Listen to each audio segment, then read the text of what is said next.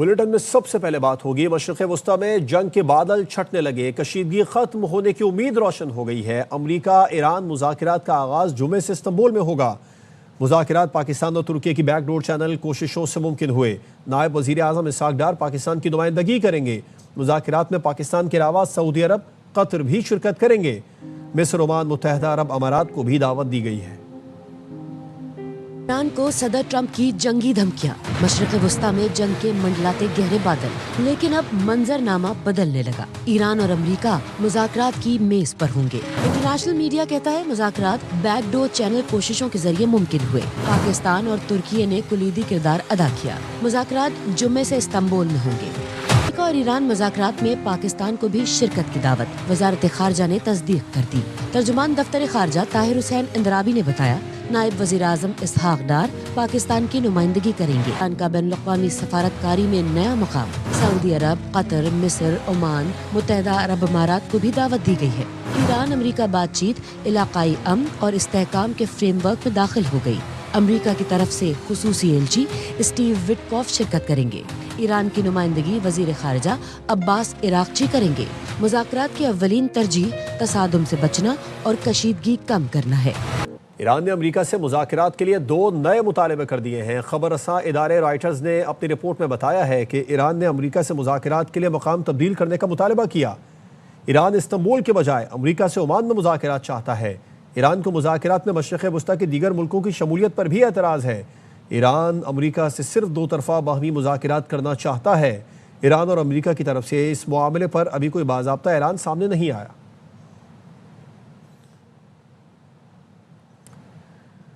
امریکہ کی آبنائے ہرمز میں ایرانی ڈرون مار گرانے کی تصدیق۔ ترجمان سینٹ کام نے بتایا کہ ایران نے آبنائے ہرمز میں امریکی پرچم بردار تجارتی جہاز کو دھمکایا۔ ایران کی ہراسانی اور دھمکیوں کو برداشت نہیں کریں گے۔ ایرانی ڈرون USS ابراہیم لنکن کے قریب جارحانہ انداز میں آیا۔ طیارہ بردار بحری جہاز بحر عرب میں تھا جب ایرانی ڈرون آیا۔ دفاع اور اپنی افواج کی حفاظت کے لیے ایرانی ڈرون کو مار گرایا۔ امریکی سینٹرل کمانڈ کے مطابق جس ایرانی ڈرون کو مار گرایا وہ شاید 139 ماڈل کا تھا۔ عرب ٹی وی نے بتایا امریکہ نے F-35 لڑاکا طیارے سے ایران کا ڈرون مار گرایا۔ اہم خبر دیں گے آپ کو۔ معمر قذافی کے بیٹے سیف الاسلام قذافی کو نامعلوم افراد نے زنتان میں قتل کر دیا ہے، اور عرب ٹی وی نے بتایا ہے کہ 4 افراد نے سیف الاسلام کو گولیاں ماری اور فرار ہو گئے۔ سیف الاسلام کو ان کے باغ میں گولیاں ماری گئیں۔ عرب ٹی وی کے مطابق سیف الاسلام قذافی کے سیاسی مشیر عبداللہ عثمان نے قتل کی تصدیق کر دی۔ معمر قذافی کے بیٹے سیف الاسلام قذافی کو لیبیا کے شہر زنتان میں قتل کر دیا گیا۔ عرب ٹی وی نے بتایا 4 افراد نے سیف الاسلام کو گولیاں ماری اور فرار ہو گئے۔ بلوچستان میں دہشت گردوں کے خلاف سیکیورٹی فورسز کا آپریشن جاری ہے۔ سیکیورٹی ذرائع نے بتایا کہ مارے گئے دہشت گردوں کی تعداد 197 ہو گئی۔ دہشت گردوں کا تعاقب اور سینیٹائزیشن آپریشن مسلسل جاری ہے۔ 3 دنوں میں آرمی، FCE، پولیس اور PMSA کے 22 اہلکار مادر وطن کے دفاع میں شہید ہوئے۔ جوانوں نے شہریوں کی حفاظت کرتے ہوئے جان قربان کی۔ دوسری جانب دہشت گردوں کی کارروائیوں میں 36 شہری جاں بحق ہوئے۔ ان میں بلوچ شہریوں کے ساتھ خواتین اور بچے بھی شامل ہیں۔ سیکیورٹی ذرائع نے عزم ظاہر کیا ہے دہشت گردوں کے مکمل خاتمے تک کارروائیاں جاری رہیں گی۔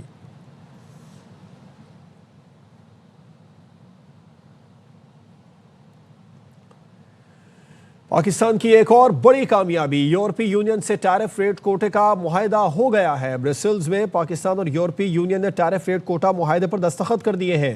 مزید جانتے ہیں برسلز میں ہمارے نمائندے ندیم بٹ سے۔ ندیم بٹ، بتائیے اس معاہدے کے بارے میں۔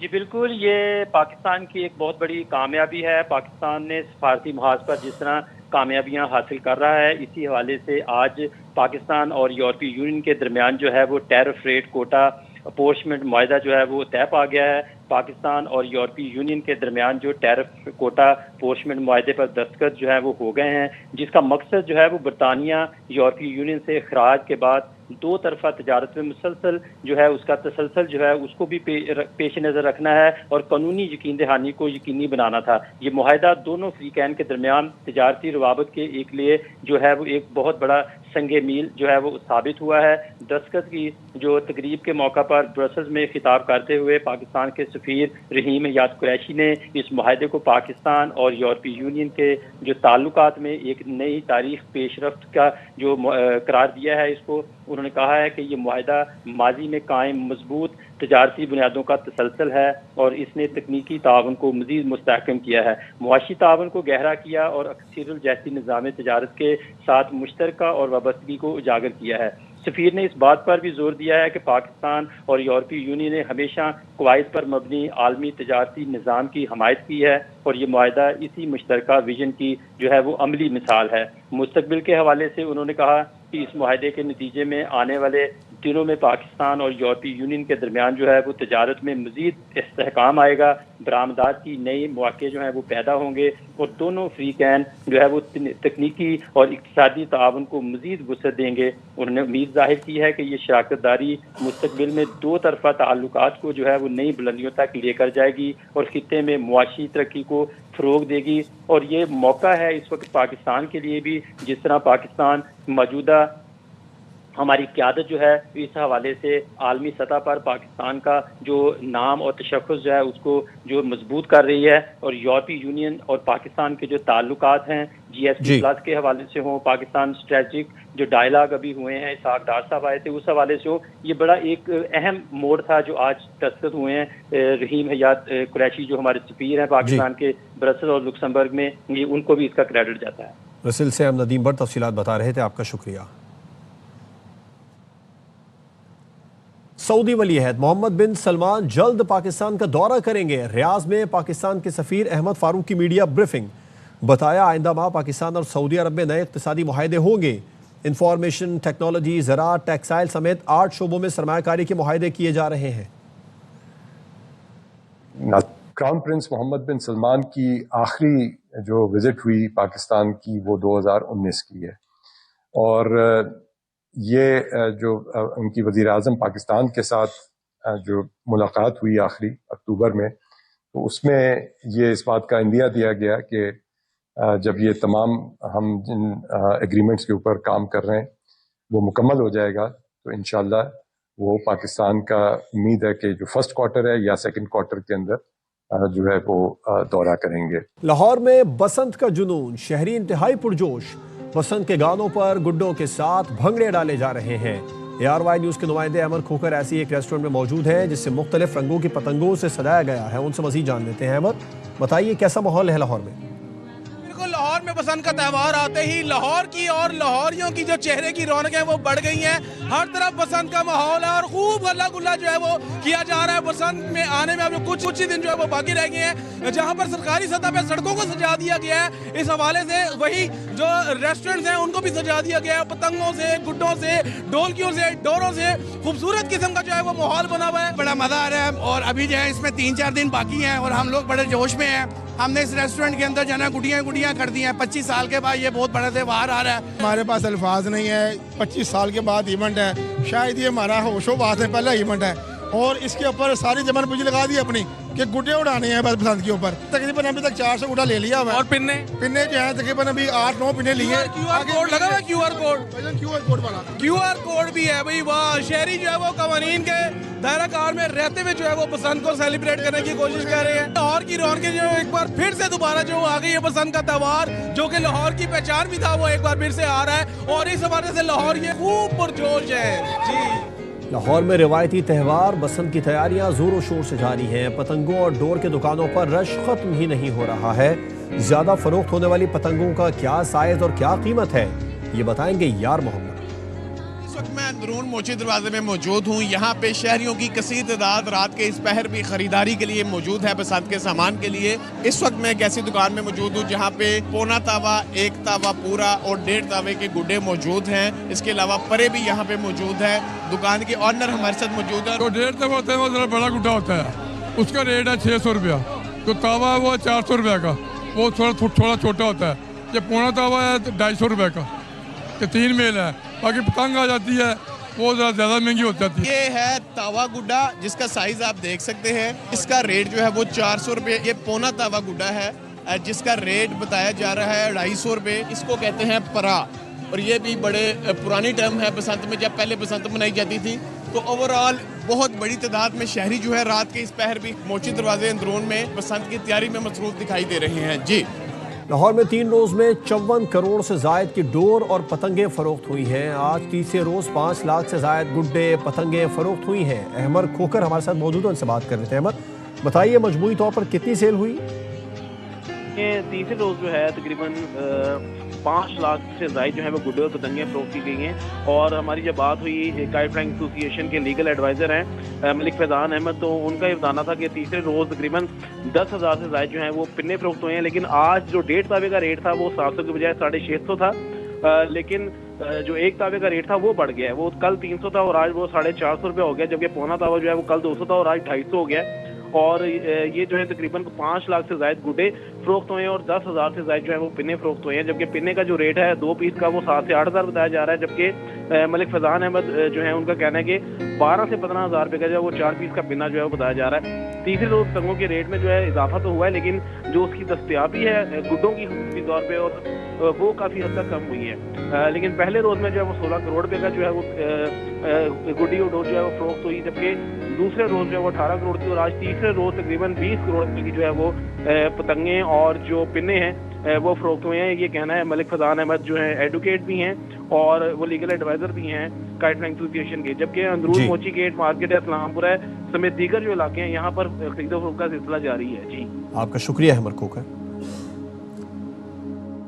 پنجاب حکومت نے بسنت کے موقع پر عام تعطیل کا اعلان کر دیا ہے. جمعہ 6 فروری اور ہفتہ 7 فروری کو پنجاب بھر میں عام تعطیل ہوگی. نوٹیفیکیشن کے مطابق جمعرات 5 فروری کو ملک بھر میں یوم کشمیر کی چھٹی ہے. پنجاب کے شہری اتوار کا دن ملا کر 4 دن کی چھٹی منائیں گے. پنجاب حکومت نے بسنت کے موقع پر عام تعطیل کا اعلان کر دیا. جمعہ 6 فروری اور ہفتہ 7 فروری کو پنجاب میں عام تعطیل ہوگی. نوٹیفیکیشن بھی جاری کر دیا گیا. اب جمعرات 5 فروری کو ملک بھر میں یوم کشمیر کی چھٹی ہے اور پنجاب کے شہری اتوار کا دن ملا کر 4 دن چھٹی منائیں گے.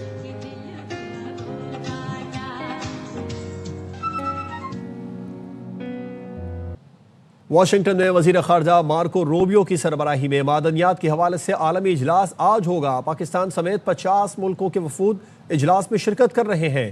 ARY نیوز واشنگٹن کے بیورو چیف جہانزیب علی سے مزید تفصیلات جان لیتے ہیں. جہانزیب، اجلاس کے بارے میں مزید بتائیے.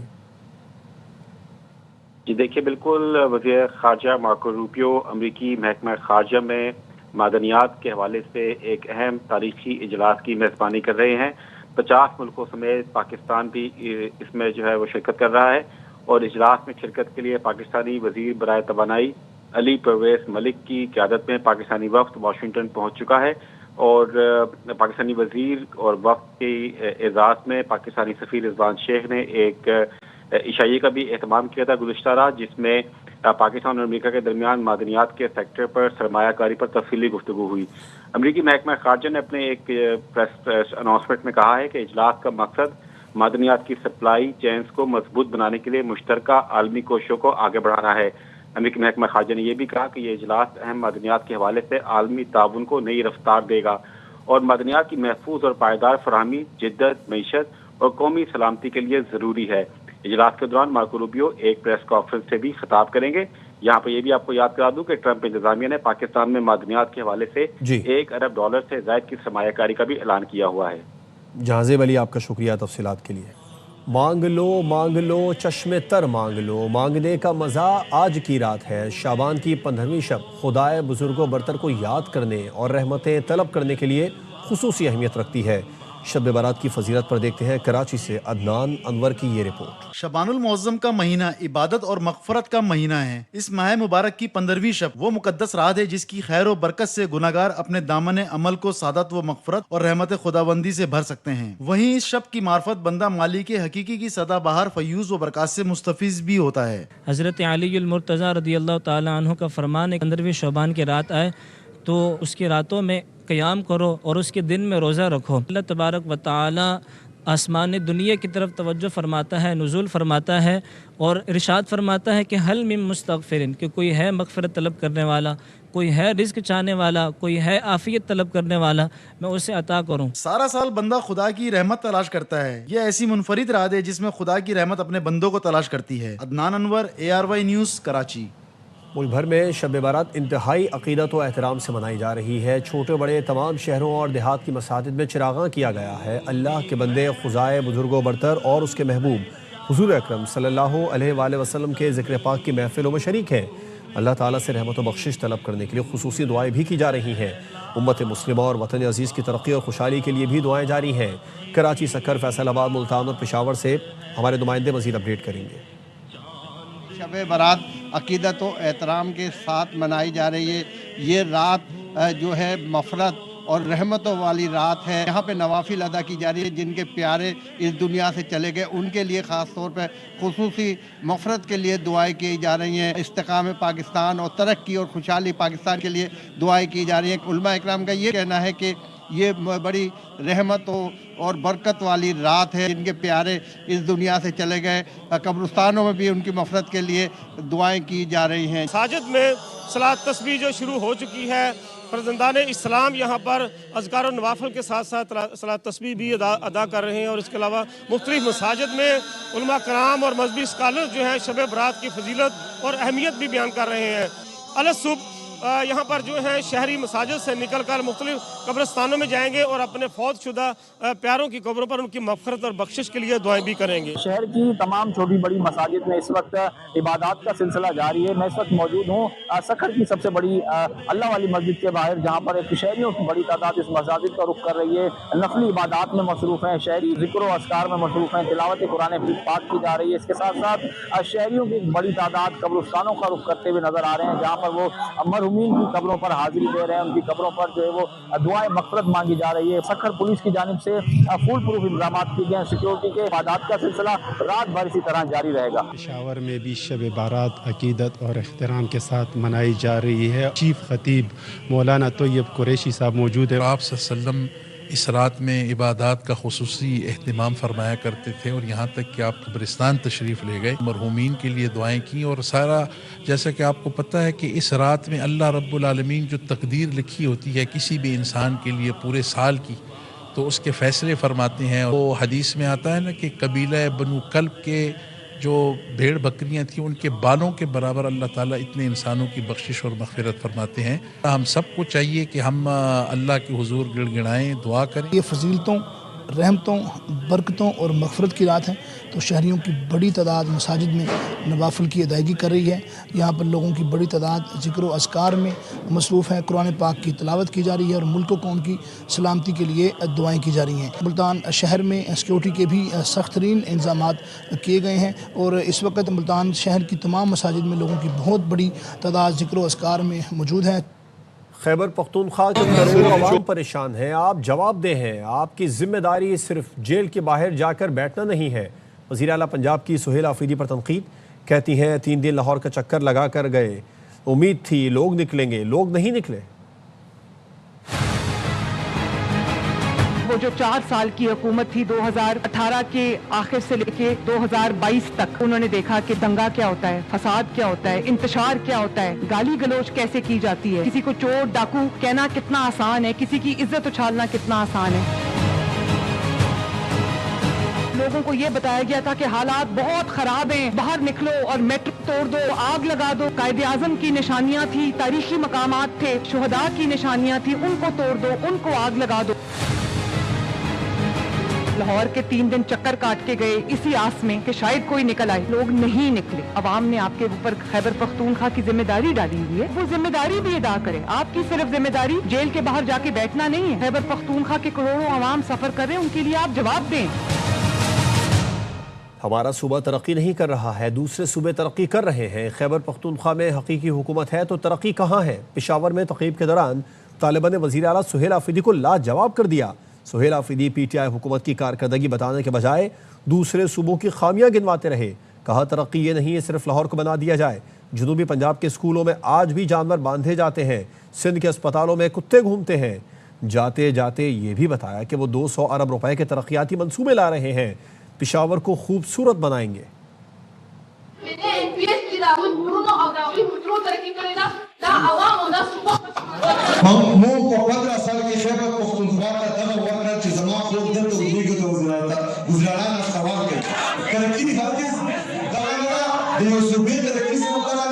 چې لاهور جوړ شوي وي هغه ته ترقي ووایي. ترقي دا نه ده چې صرف کراچي جوړ شوي وي هغې ته ترقي ووایي. ترقي دا ده چې ټول پنجاب ترقي وکړي. هغه سره پنجاب ته لاړ شي هلته چې کوم ډېر په سکولونو کې خلک زناور کوي.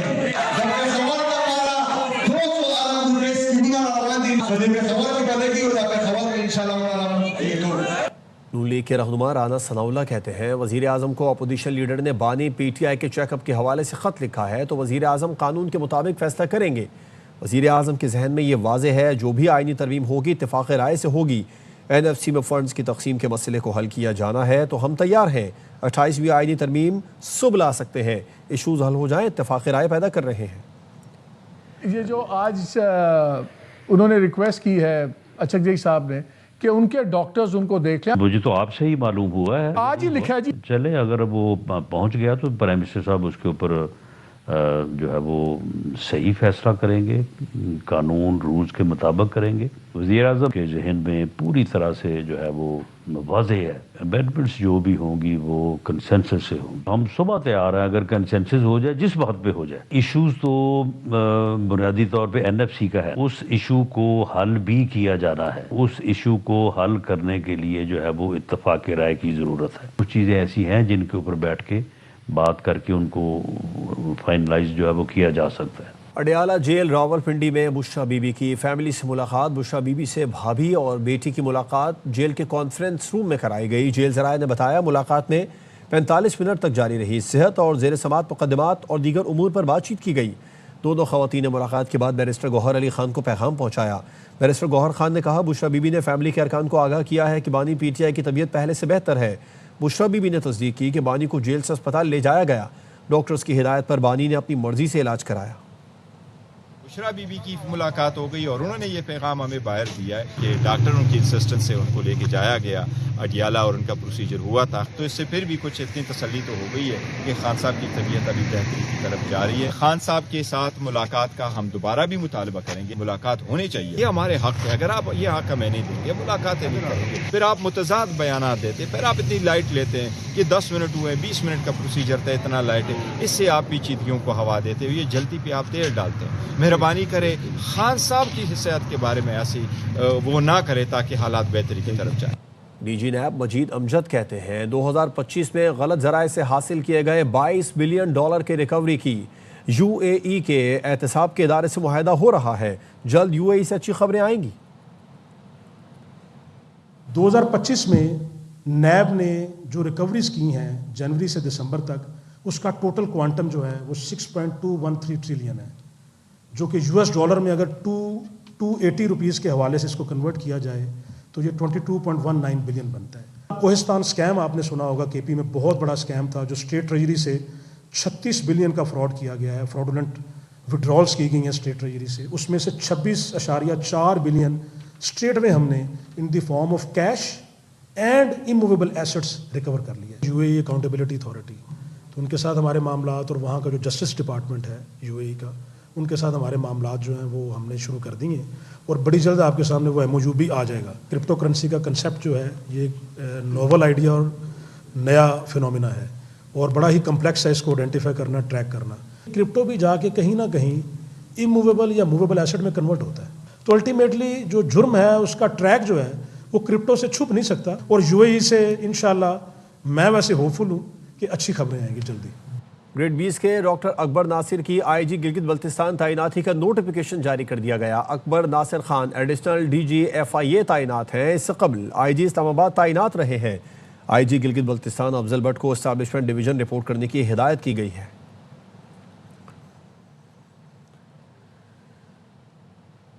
ضلع بٹگرام میں پولیو مہم دوسرے دن بھی جاری ہے. 1,35,37 بچوں کو پولیو کے قطرے پلائے جائیں گے.